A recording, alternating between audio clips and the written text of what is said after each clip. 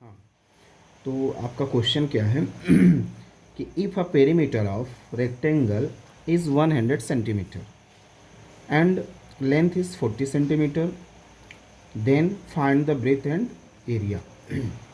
देखें, सबसे पहले तो आप, जैसे आपके सामने क्वेश्चन आ गया तो एक बार इसी क्वेश्चन को आप सॉल्व करने से पहले एक बार फिर से पढ़ो।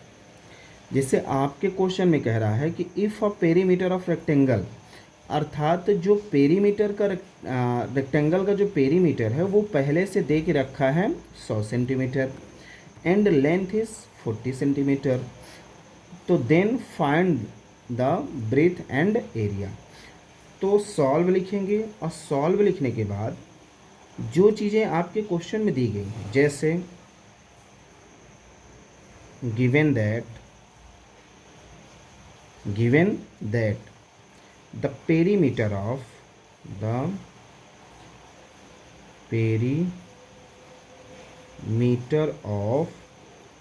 100 centimeter and length is 40 centimetre, है ना।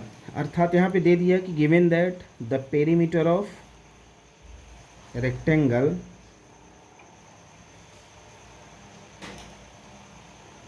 the perimeter of rectangle 100 centimeter and length is 40 centimeter। तो आप आगे ऐसा लिख सकते हो कि वी नो, अब क्या जानते हो भाई, we know that the perimeter, ये perimeter of rectangle equal to perimeter of rectangle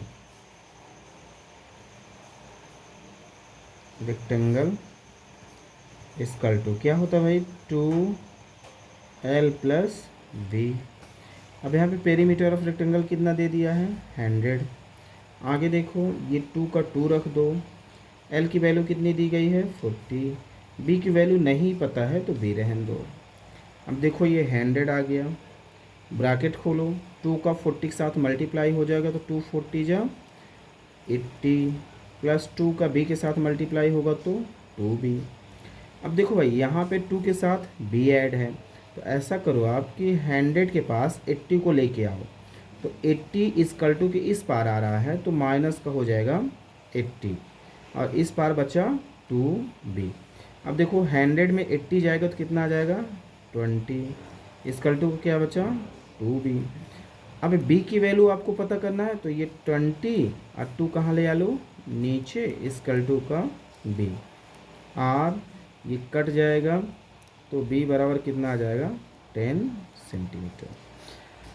अब देखिए यहाँ पे b बराबर आपका आ गया 10 सेंटीमीटर, तो आगे आप पुनः लिख सकते हैं ये साइन लगा के कि area of rectangle equal to l into B. तो अब देखें आप, l की वैल्यू कितनी दी थी, 40, b की वैल्यू 20, तो आप इन दोनों को मल्टीप्लाई कर दोगे, 40 इंटू 20 बराबर आ जाएगा 4 2 जा 8 कर दो, 2 जीरो हैं 2 जीरो सेंटीमीटर स्क्वायर। यही आपका आंसर हो जाएगा। यहाँ पे ब्रेथ बराबर 10 सेंटीमीटर आ गया है, एरिया बराबर 800 सेंटीमीटर स्क्वायर।